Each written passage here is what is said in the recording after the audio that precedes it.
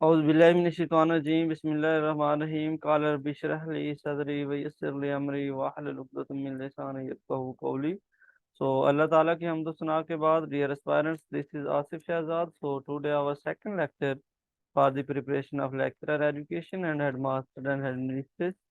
तो dear aspirants, जैसा कि आप जानते हैं कि हमने हमारा जो फोर्थ चैप्टर है educational research crux of education one liner का, वो स्टार्ट किया हुआ है। मैंने कोशिश की है कि मिस्टेक जो है ना उसको करेक्ट करके जो है ना वो आपको एमसीक्यू करवाए जाएं, ताकि एग्जामिनेशन में जब भी आप टेस्ट में बैठें तो आप कोई भी मिस्टेक जो है ना वो ना करें। ठीक है। तो प्रीवियस लेक्चर में हमने जो 30 एमसीक्यूज हैं उनको डिस्कस किया था।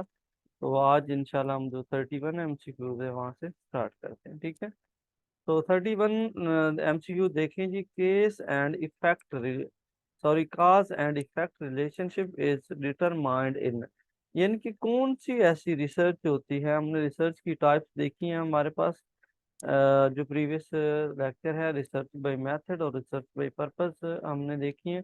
तो 31 एमसीक्यूज में वो कहता है काज and effect relationship is determined, यानी कौन सी रिसर्च है जिसके अंदर काज एंड इफेक्ट का रिलेशनशिप देखा जाता है, यानी कि एक चीज का दूसरी चीज के साथ कितना रिलेशन है, या फिर एक चीज का दूसरी चीज के ऊपर जो है ना वो कितना इफेक्ट है, उस चीज को देखा जाता है। वो कौन सी रिसर्च होती है? वो हमारे पास एक्सपेरिमेंटल रिसर्च होती है। ठीक है। क्योंकि एक्सपेरिमेंटल रिसर्च जो होती है इसके अंदर हमारे पास डिफरेंट वेरिएबल होते हैं, इंडिपेंडेंट वेरिएबल होता है, डिपेंडेंट वेरिएबल होता है। ठीक है। और यहाँ पे एक और एक्सपेरिमेंटल रिसर्च के हवाले से मैं आपको बात बताऊं तो ये फ्यूचर की जो प्रिडिक्शन है, फ्यूचर की प्लानिंग के लिए हम क्या करते हैं, एक्सपेरिमेंटल रिसर्च करते हैं।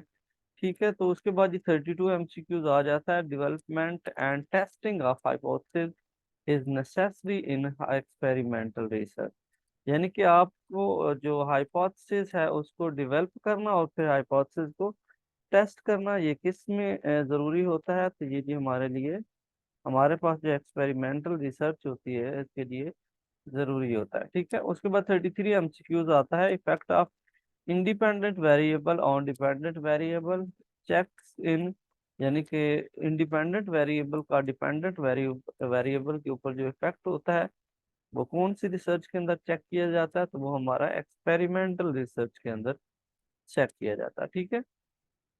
उसके बाद ही हमारे पास 34 एमसीक्यूज आ जाता है। Research intended to explain the phenomena, यानी कि कौन सी ऐसी रिसर्च होती है जो किसी भी फिनोमेना को एक्सप्लेन करने के लिए इस्तेमाल की जाती है। तो वो हमारी एक्सप्लेनेटरी रिसर्च होती है। जो चीज़ों को एक्सप्लेन करती है वो एक्सप्लेनेटरी रिसर्च होती है। ठीक है।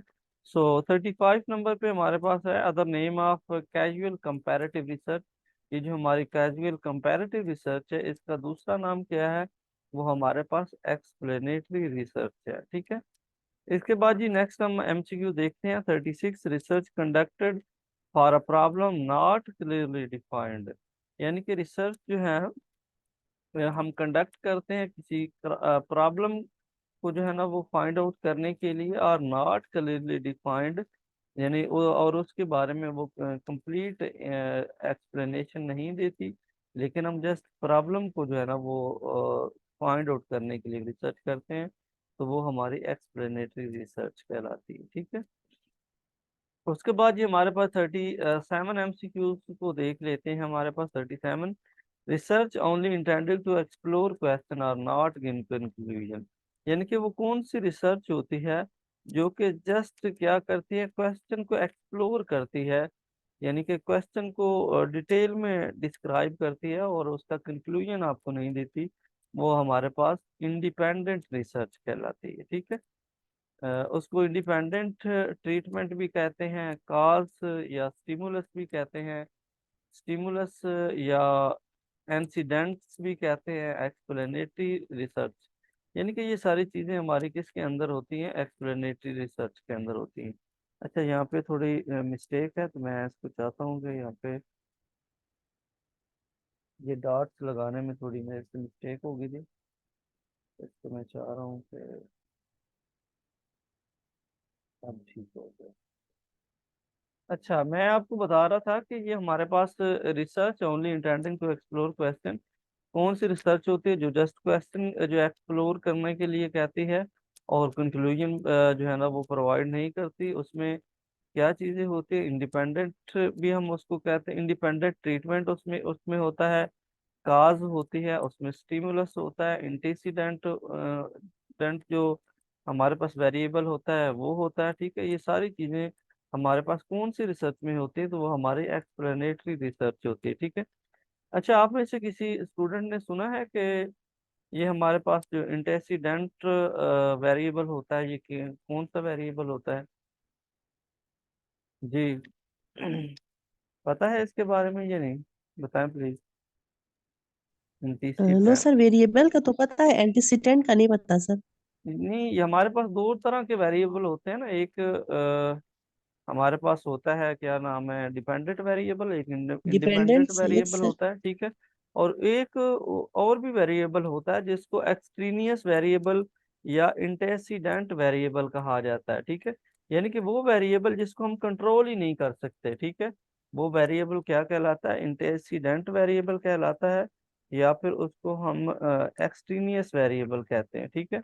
यानी वो वेरिएबल जिसको आप कंट्रोल नहीं कर सकते। आप देखें, लाइट ऑन है, यानी कि गर्मी बहुत है, लाइट ऑन है, स्टूडेंट पेपर जो है वो अटेम्प्ट कर रहे हैं, एकदम से जो है ना वो लाइट चली जाती है। ठीक है। तो उसकी वजह से स्टूडेंट जो है ना वो अच्छे से पेपर अटेम्प्ट नहीं कर सकते गर्मी की वजह से। तो ये क्या है, ये जो वेरिएबल है ये हमारे पास एक्सट्रीनियस वेरिएबल है, इसको हम कंट्रोल नहीं कर सकते। या फिर सिटी में मोस्टली स्कूल होते हैं, वहाँ पे कोई शोर शराबा साथ में होता है, ट्रैफिक के हॉर्न्स वगैरह का शोर आता है। तो ये सारे इंटीसीडेंट जो होते हैं, वेरिएबल होते हैं, इनको हम एक्सट्रीनियस वेरिएबल भी कहते हैं, क्योंकि इनको हम कंट्रोल नहीं कर सकते। ठीक है। तो उसके बाद जी नेक्स्ट हम देखते हैं 38 MCQs। 38 में देखते हैं other name of exploratory research. Exploratory research जो है इसको हम किसी और नाम से पुकार सकते हैं, वो क्या है, इसको कन्फर्मेटरी रिसर्च भी कहा जाता है। अच्छा, अब यहाँ पे ये जो एक्सप्लेनेटरी रिसर्च है इसके तीन नाम हैं। यहाँ पे ऊपर भी मैं अगर आपको बता पाऊँ तो यहाँ पे इसका कुछ था कि कॉज एंड,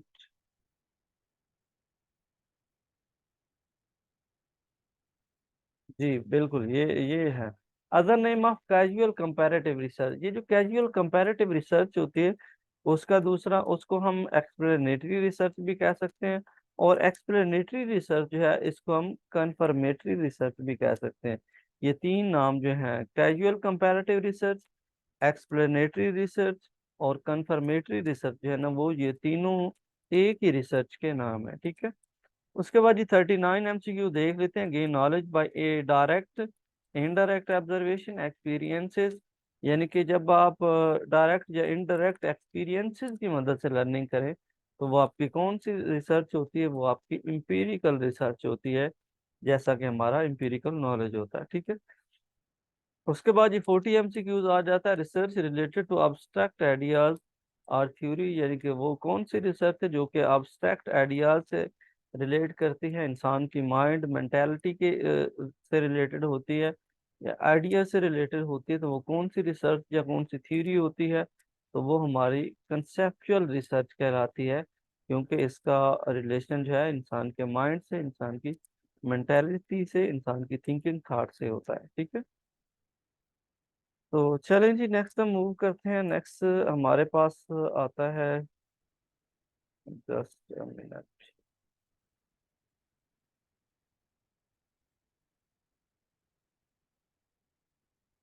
ओके जी। Sorry for that. तो 41 MCQs जो है इसको हम स्टडी करते हैं। रिसर्च फोकस ऑन नंबर और क्वांटिटी, यानी figure score is called quantitative research. यानी कि वो रिसर्च है जो कि क्वांटिटी पे बेस करती है, फिगर पे बेस करती है, स्कोर पे बेस करती है, नंबर्स पे बेस करती है, न्यूमेरिकल वैल्यूज पे बेस करती है। तो वो रिसर्च कौन सी रिसर्च होती है? वो हमारे पास क्वांटिटेटिव रिसर्च होती है। ठीक है। उसके बाद ये 42 MCQs आ जाता है। Research focuses on text quality is called qualitative research, यानी कि वो रिसर्च जो कि टेस्ट की क्वालिटी के ऊपर फोकस करती है, वो कौन सी रिसर्च होती है? वो हमारे पास क्वालिटेटिव रिसर्च कहलाती है। ठीक है, उसके बाद जी नेक्स्ट एमसीक्यूज हमारे पास 43 एमसीक्यूज आ जाता है। रिसर्च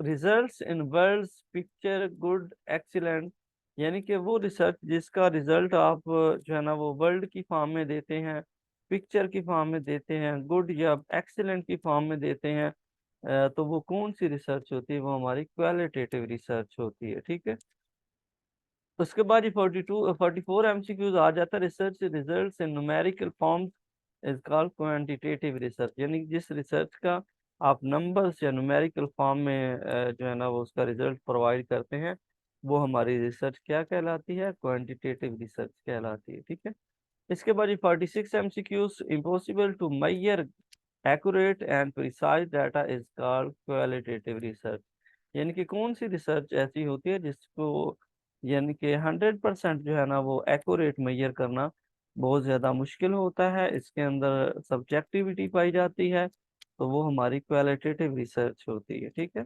उसके बाद ये हमारे पास 47 आ जाता है। Qualitative research is also called, qualitative research को हम क्या कहते हैं? रेस कहते हैं, कस्टम कहते हैं, रिलेशनशिप कहते हैं, एथनोग्राफिक रिसर्च भी हम इसको कहते हैं। ठीक है, race research, custom research, relationship research या एथनोग्राफिक रिसर्च, ये सारे इसके नाम हैं। इसके बाद ये नेक्स्ट एमसीक्यूज को हम देख लेते हैं। जस्ट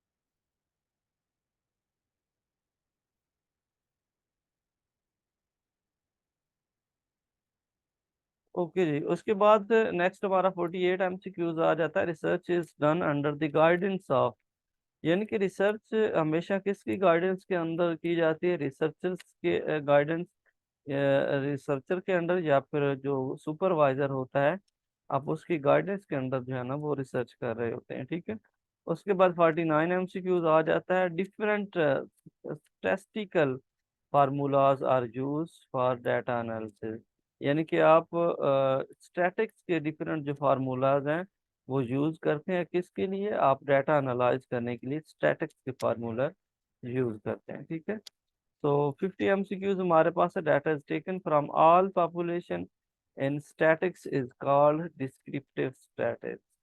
ठीक है, यानी कि आप पूरी पॉपुलेशन से जब डाटा स्टैटिक्स फॉर्म में फार्मूलाज की मदद से डाटा कलेक्ट करते हैं, तो वो आपकी कौन सी जो है ना वो स्टैटिक्स होती है? तो वो आपकी डिस्क्रिप्टिव स्टैटिक्स होती है। ठीक है, तो ये जी हमारे 50 एमसीक्यूज हैं जो हमने कर लिए हैं।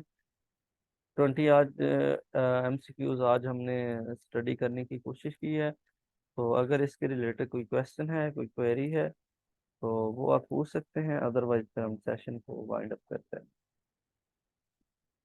जी, क्योंकि आज जुमा शरीफ है इसलिए लेक्चर जो है ना उसको थोड़ा शॉर्ट रखा है। जी, क्या सर ख्याल है ये आपका? स्टेटिस्टिक्स का थोड़ा एक्सप्लेन करें सर, स्टेटिस्टिक्स।